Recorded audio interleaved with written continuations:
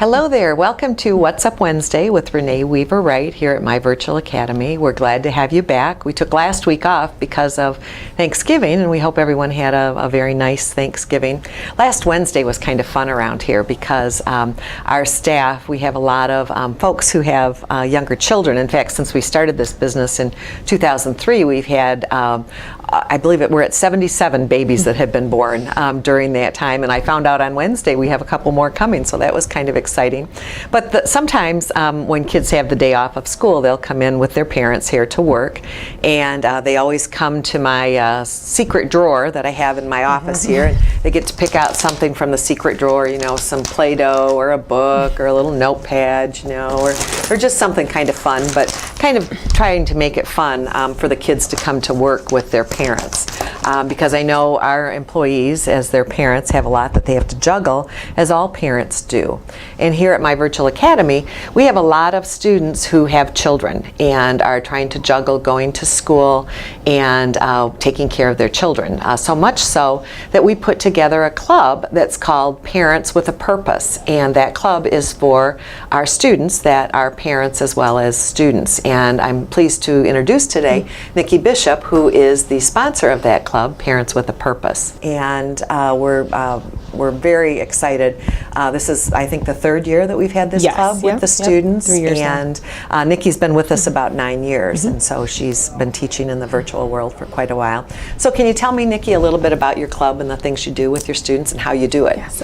So all of our students that are parents have the opportunity to join the club. They are invited through our Edmentum site, which is where they do their academic work. So they can join, they can either participate, or they can just kind of take in on the tips and kind of see what applies to them. They're invited, like I said, and then they are also invited to the Remind group, which is a group where they have discussions. They can have discussions amongst themselves, or I can go ahead and chime in, things like that. That's just starting, so we're kind of working out the kinks on that. So it's pretty much, I mean, any student that we know has a child, we go ahead and invite, or if they let us know, they're invited to join us. Okay, so what kinds of tips do you share with them? So right now with the cold weather coming in, we definitely talk about car seat safety, things like that. Things that even when I had my daughter 6 years ago, but I didn't realize putting a big snowsuit on is not safe because they're not, they can come out of the car seat, out of the snowsuit. So I learned that, and so share that with the girls, and we don't have any dads yet, but they're all invited. So I say the girls. We'll talk about bathtub safety, things like that. We'll also talk about just everyday juggling school, juggling family, your child, so ways to set up routines, how to kind of try to stay sane through all the newborn and craziness stages. So that's the gist of what we do. And my biggest thing that I try to tell my parents is that we've all been through everything. You're not alone. That's the biggest thing. We want them to feel that they can have someone to reach out to. And if even if they want to vent, like things are going tough. It's not all beautiful and it's not all wonderful. All parents know that. Like the diaper commercials. Yes. Make it look so easy. The baby, baby soap commercials that they look all perfect, but usually they're throwing the soap everywhere and whatever else, the diaper's going off. So I think, and as a parent, I remember thinking, oh, it's going to be, everything's pretty much, fun and, great. But when you have those hard moments, you don't realize it until you can kind of relate with other parents. And then you're like, oh, I'm not alone. It isn't always great. It's, it's tough.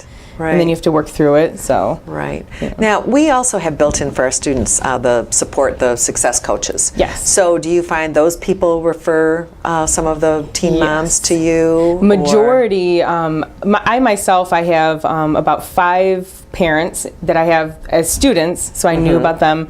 But I've also sent out messages to our success coaches, mentors, and other teachers to go ahead and refer students, because sometimes they may be afraid just to kind of jump in and join the group, or they feel like they're not sure about it. So Yeah. success coaches have helped tremendously because they have another connection too with our students. So it's another avenue other than your teacher, right, that they can connect with them too. And our success coaches will help any of our students really if they're needing food, if they're needing shelter. Yes.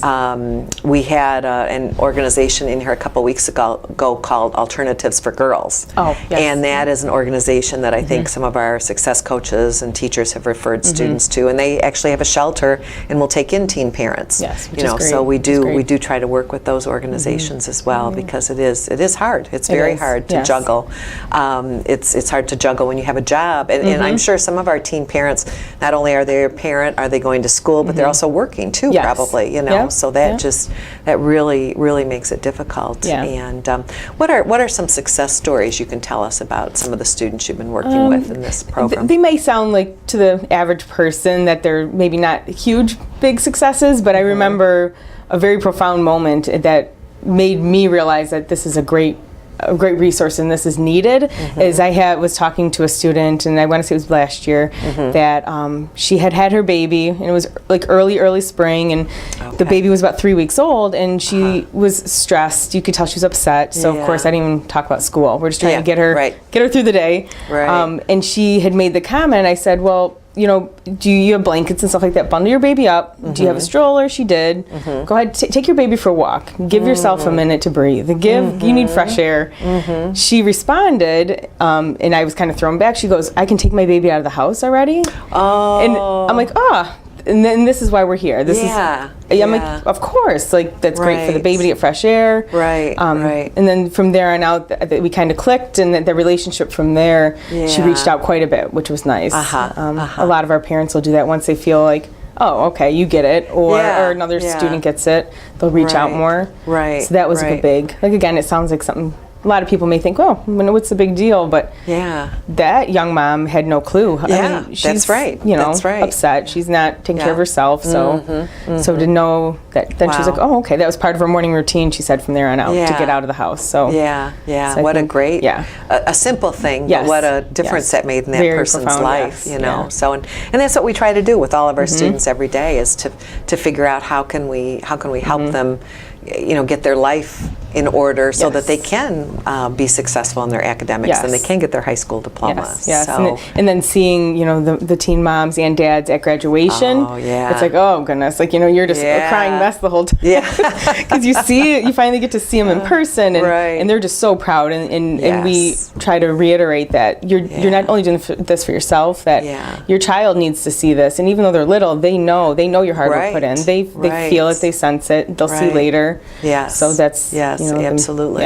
And we'll have students say as they're holding their baby, I did this for this little guy. You know, this is the reason that I did this and the reason that I got through. So because it's a struggle. But we do try to build in as many different things as we can. You know, to help the students, as many different resources and that sort of thing. So we appreciate what you do every day, Nikki, and the things that you do with your students. You've already had several graduates, I think, so far this year. This year. My students, I have 9 graduates. 9 graduates already. I have 136 completed courses. Wow, so that's awesome. Been a great start. I have a lot of seniors, so they're motivated. So it's probably, I mean, can't just give myself credit. Some of them are motivated to finally graduate. Some of them I've had for several years, so it's nice to see that, you know, they're getting ready right at that end. What a good feeling. It is. You've had them for a couple years and you're seeing them graduate. And those kids are eligible right now for the scholarship that we have. So if they want to further their education, they can fill out the paperwork and get going on the next step in their educational journey. I had several of my graduates already asking, okay, so when do I get my diploma and where do I get my scholarship? So, you know, we move on to their mentor, which the other support system, which is, you know, serves as like the counselor too. So they're getting things in order and they're motivated, ready to go. So. Good. Well, thank you again so much for joining us today, and thank you for joining us, and we will see you next Wednesday at 12:30 for What's Up Wednesdays. So have a great week, and hope you juggle all you've got going on during this busy season. So thank you.